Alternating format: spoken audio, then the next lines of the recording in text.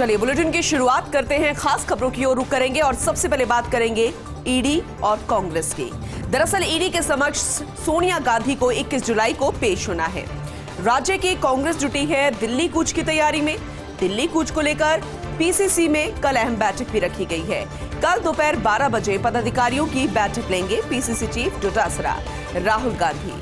जब ईडी के समक्ष पेश हुए थे उस समय भी राज्य से हजारों कांग्रेसी दिल्ली पहुंचे थे और एक बार फिर से वही तस्वीरें, वही नजारा, वही हल्ला बोल दिल्ली में नजर आने वाला है, क्योंकि ईडी का लगातार विरोध किया जा रहा है। उन तमाम अधिकारियों का विरोध किया जा रहा है जो लगातार राहुल गांधी और सोनिया गांधी को समन भेज रहे हैं, उनसे सवाल जवाब कर रहे हैं। और एक बार फिर से सोनिया गांधी को समन भेजा गया। 21 जुलाई को उन्हें पेश होना है, क्योंकि तबीयत उनकी खराब थी, इस वजह से वो सवाल जवाब नहीं हो पाया सोनिया गांधी से। लेकिन अब 21 जुलाई को उन्हें पेश होने के लिए कहा है। तो ईडी के समक्ष सोनिया गांधी 21 जुलाई को पेश होंगे। लेकिन दूसरी तरफ राज्य की कांग्रेस दिल्ली कूच की तैयारी में जुटी है। तो राजस्थान के दिग्गज पहुंचे थे। हालांकि पूरे देश भर से तमाम कांग्रेसी, तमाम दिग्गज नेता जो है वो दिल्ली जुटे थे। ईडी ऑफिस के बाहर उन्होंने हल्ला बोला था और राजस्थान से भी ऐसी तस्वीरें नजर आई थी, पूरे देश भर से ऐसी तस्वीरें नजर आई थी। और अब एक बार फिर से दिल्ली कूच को लेकर पीसीसी में एक अहम बैठक रखी जाएगी। कल दोपहर 12 बजे पदाधिकारियों की बैठक लेंगे पीसीसी चीफ गोविंद सिंह डोटासरा। राहुल गांधी जब ईडी के सामने पेश हुए थे, पहले जितनी दफा भी पेश हुए थे, उस समय भी हजारों कांग्रेसी दिल्ली पहुंचे थे और एक बार फिर से वही तस्वीरें नजर आने वाली है। खाद्य मंत्री प्रताप सिंह खाचरियावास की प्रेस कॉन्फ्रेंस। दरअसल पीएफआई की गतिविधियों को लेकर सवालों पर बोले खाचरियावास। जो सवाल लगातार उठ रहे हैं उस पर खाचरियावास बोलते नजर आए। उन्होंने कहा कि केंद्र को चाहिए कि यदि गतिविधियां संदिग्ध है तो प्रतिबंध लगाए। सोशल मीडिया पर जिस तरह लोग मनमर्जी से कुछ भी लिख रहे भी हैं और कोई भी झूठ फैला देता है। राज्य सरकार मस्जिदों के लिए पैसा बांट रही है, ये भी झूठ फैलाया गया। लेकिन जबकि सच्चाई ये है कि मस्जिद में सरकारी पैसा काम ही नहीं लिया जाता। इस तरह की मनगढ़ंत बातों पर तत्काल रोक लगनी चाहिए। इन पर प्रतिबंध लगने के लिए लोकसभा में सख्त कानून पास होना चाहिए। राजनीति में धर्म के नाम पर प्रचार पर रोक लगनी चाहिए। खाचरियावास ने केंद्र सरकार द्वारा 5% जीएसटी लगाए जाने पर विरोध जताया। केंद्र सरकार द्वारा आटा, दाल, चावल, गुड़, मैदा, सूजी, मखाने, मुरमुरे पर जीएसटी लगा दिया है। खाचरियावास ने कहा कि आजादी के बाद पहली बार आटे पर टैक्स लगा है। केंद्र सरकार पाप कर रही है जिसकी अब हद पार हो गई है। पहले सिलेंडर महंगा किया, पेट्रोल 100 के पार कर दिया, अब खाद्य सामग्रियों पर भी टैक्स लगा रही है। महंगाई के सारे रिकॉर्ड तोड़ दिए गए हैं। ऐसे हालात में तो गरीब लोग मर जाएंगे। उन्होंने ये भी कहा कि एक महीने में 10 किलो आटा 12 रुपए महंगा हो गया है। आटा तो सिर्फ एक उदाहरण है, हर खाद्य सामग्री महंगी हो गई है। इस महंगाई को रोकने के लिए जयपुर जिला कांग्रेस कमेटी सड़कों पर उतरेगी। कल सभी 8 विधानसभा क्षेत्रों में कांग्रेस की तरफ से बड़ा प्रदर्शन किया जाएगा।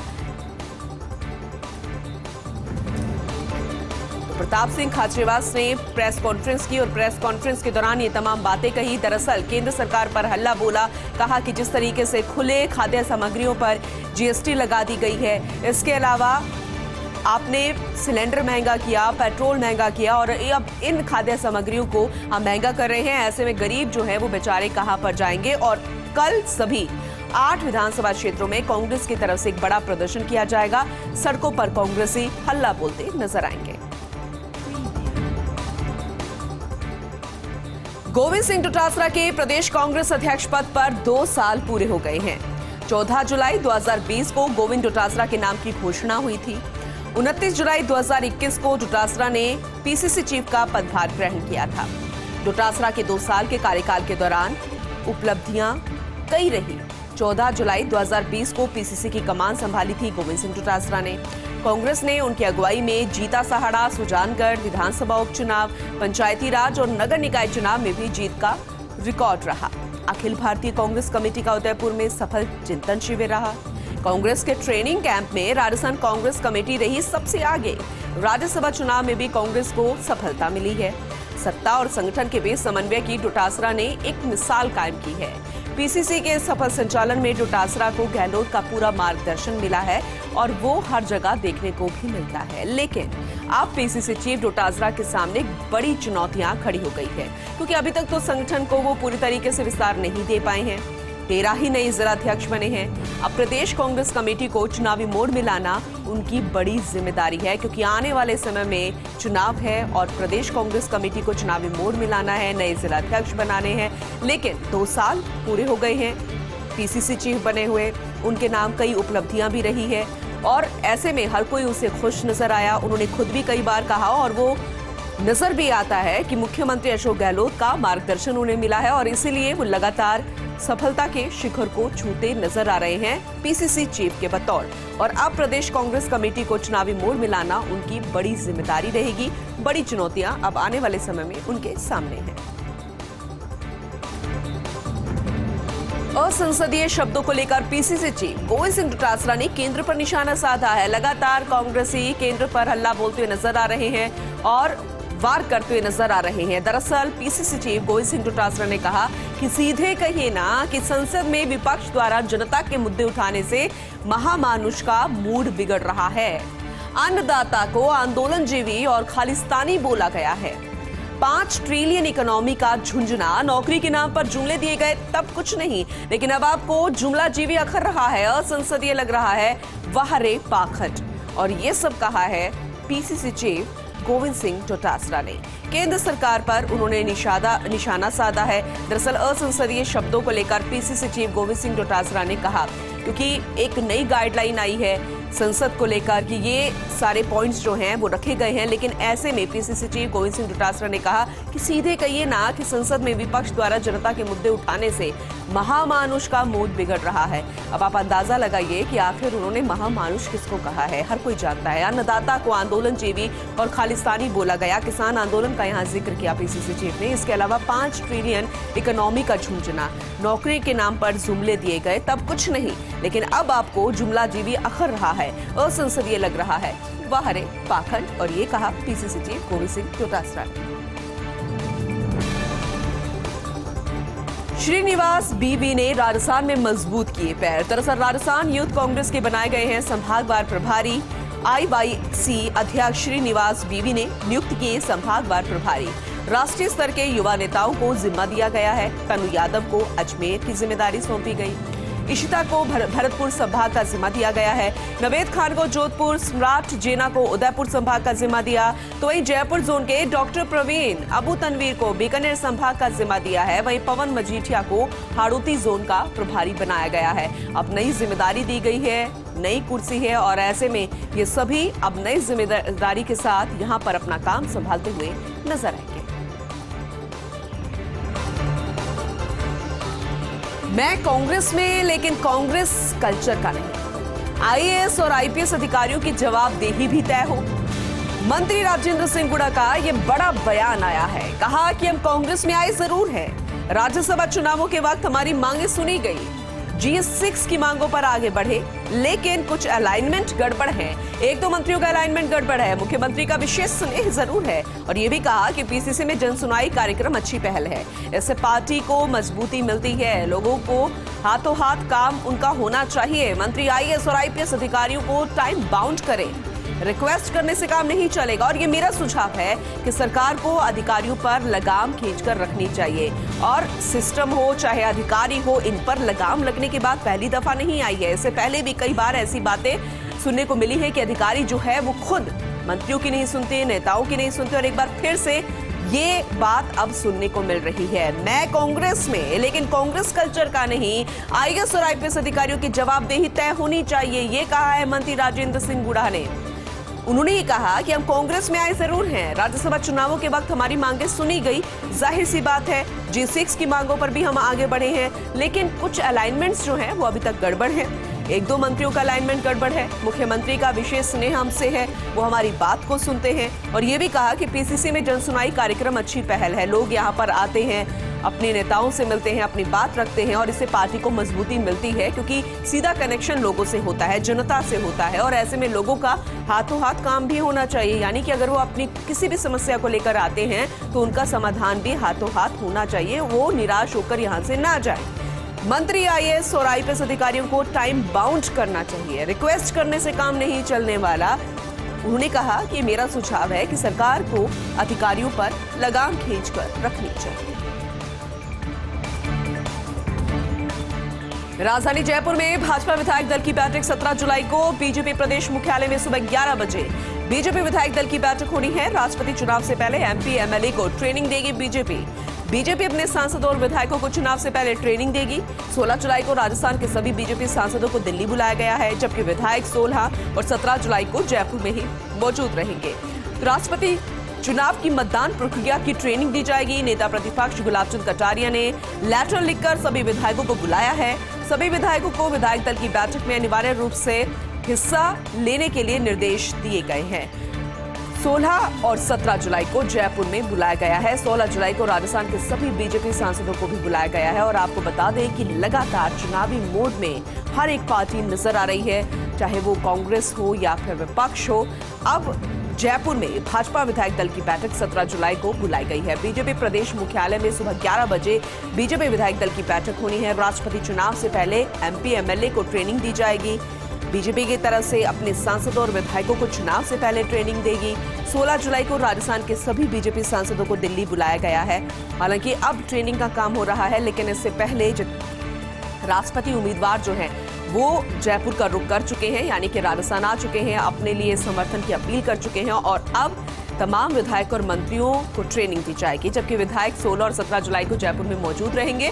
राष्ट्रपति चुनाव की मतदान प्रक्रिया की ट्रेनिंग उन्हें दी जाएगी। नेता प्रतिपक्ष गुलाब चंद कटारिया ने पत्र लिखकर सभी विधायकों को बुला लिया है। सभी विधायकों को विधायक दल की बैठक में अनिवार्य रूप से हिस्सा लेने के निर्देश दिए गए हैं।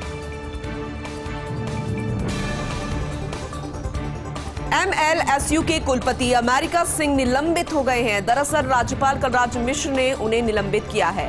राजकार्य में लापरवाही बरतने पर राज्य सरकार की अनुशंसा की गई थी।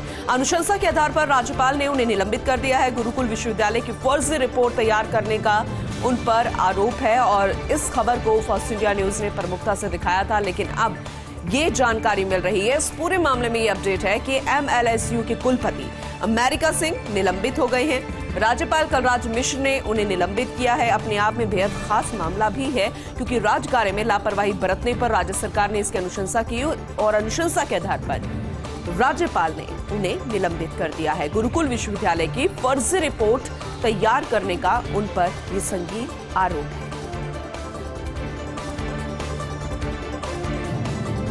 नालसा का 2 दिवसीय 18वां अखिल भारतीय सम्मेलन कल है। देश भर से जजों के आने का सिलसिला शुरू हो गया है। नालसा के executive chairman justice U U Lalit पहुंचे हैं जयपुर।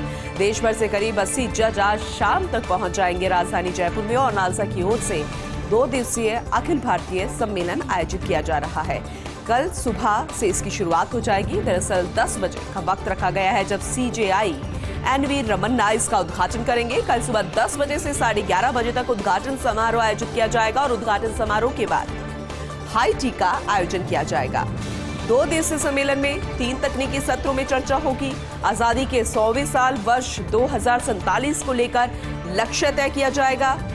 वर्ष 2047 तक देश में विधिक सेवाओं की आवश्यकता और आमजन तक विधिक सेवाएं पहुंचाने की चुनौतियों के बारे में चर्चा की जाएगी, जिसके लिए सम्मेलन में आयोजित होंगे 3 तकनीकी सत्र। पहला सत्र शनिवार को दोपहर 12 बजे से दोपहर 1:30 बजे तक आयोजित किया जाएगा। दूसरे सत्र की बात करें तो दोपहर 2:15 बजे से दोपहर 3:30 बजे तक आयोजित होगा। तीसरा सत्र भी बेहद महत्वपूर्ण है, जो कि रविवार 17 जुलाई को सुबह 9:30 बजे से 11:30 बजे तक आयोजित किया जाएगा। इस सम्मेलन के अंतिम दिन समापन समारोह रखा जाएगा और इसी दिन रोड मैप भी तैयार होगा।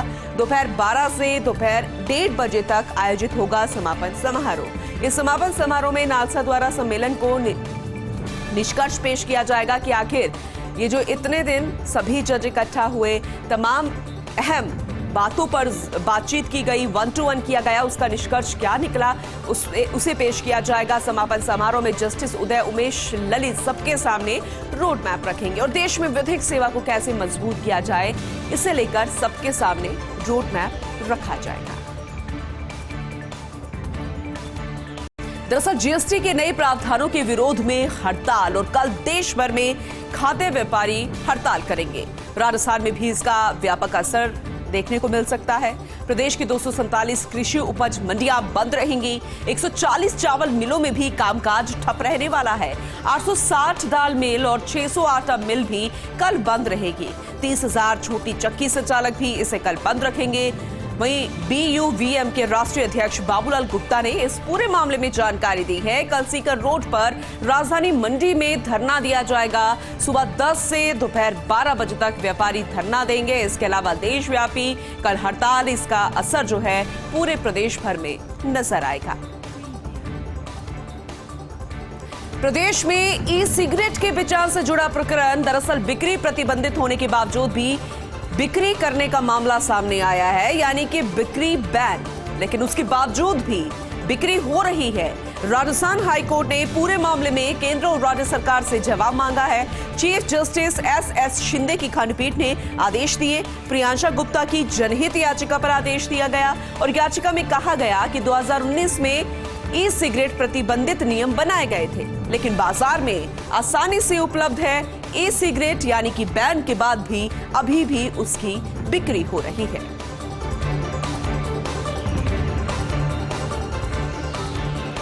विवादों में है कोटा का शिव ज्योति पब्लिक स्कूल। ये हम इसलिए कह रहे हैं क्योंकि हैदराबाद की पब्लिकेशन की पुस्तकें चलती हैं CBSE संबंध। इस स्कूल में किताबों की भाषा और शिक्षा के इस्लामीकरण को लेकर अब ये स्कूल निशाने पर आ गया है।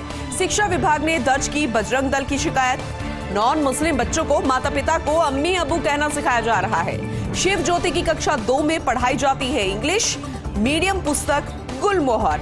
स्कूल प्रबंधन के खिलाफ अभिभावकों में भारी गुस्सा देखने को मिल रहा है। फिलहाल शिकायत दर्ज करवाई गई है। देखना होगा कि इस पर क्या एक्शन लिया जाता है। पंडित या तो मंदिर छोड़ दे, नहीं तो तेरा सिर काट देंगे। MSJ कॉलेज स्थित हनुमान मंदिर पर बदमाशों ने ये पत्र चस्पा कर दिया है। विद्यार्थी परिषद कार्यकर्ताओं ने प्रदर्शन कर निंदा की। सुबह 5:30 बजे मंदिर खुलने के दौरान एक पत्र चस्पा मिला था और इस पत्र में लिखा था कि पंडित या तो तू मंदिर छोड़कर जा, नहीं तो तेरा सिर काट देंगे। तेरे घर वालों को तेरा सिर नहीं मिलेगा। तू समझता है कि तेरे ही हिमायती हैं, वे कुछ नहीं कर पाएंगे, तेरा मरना निश्चित है। इस पत्र में मंदिर पुजारी को 10 दिन का समय दिया गया। पत्र में लिखा, नहीं तो तेरी मृत्यु निश्चित है, तुम मंदिर छोड़ दे। इसमें उन्होंने उदयपुर में कन्हैयालाल हत्याकांड का जिक्र किया। श्रद्धालुओं ने मथुरा गेट थाना पुलिस को सूचना दी है। फिलहाल अब पुलिस इस पूरे मामले की जानकारी जुटाने में लग गई है। ड्रग डिपार्टमेंट को आखिर किस मोड़ ले जाएंगे दो मुखिया? ये हम इसलिए कह रहे हैं क्योंकि औषधि नियंत्रक संगठन में नए बदलाव से जुड़ी ये खबर है। लंबे समय के बाद ड्रग कंट्रोलर के 2 पदों पर 2 अधिकारी लगे। अब औषधि नियंत्रक प्रथम के पद पर काम करेंगे अजय फाटक, जबकि राजाराम शर्मा संभालेंगे औषधि नियंत्रक द्वितीय का काम। लेकिन विभाग में इन दोनों अधिकारियों के बीच का विवाद जग जाहिर है, हर कोई जानता है। हालांकि चिकित्सा मंत्री ने साफ मंशा से किया दोनों को एक बार फिर से एक साथ, लेकिन ऐसे में सवाल यह है कि क्या चिकित्सा मंत्री की मंशा के अनुरूप काम दिखेगा? पुराने गिले शिकवे भुलाकर क्या दोनों विभाग काम करेंगे, यानी कि बेटरमेंट के लिए काम किया जाएगा?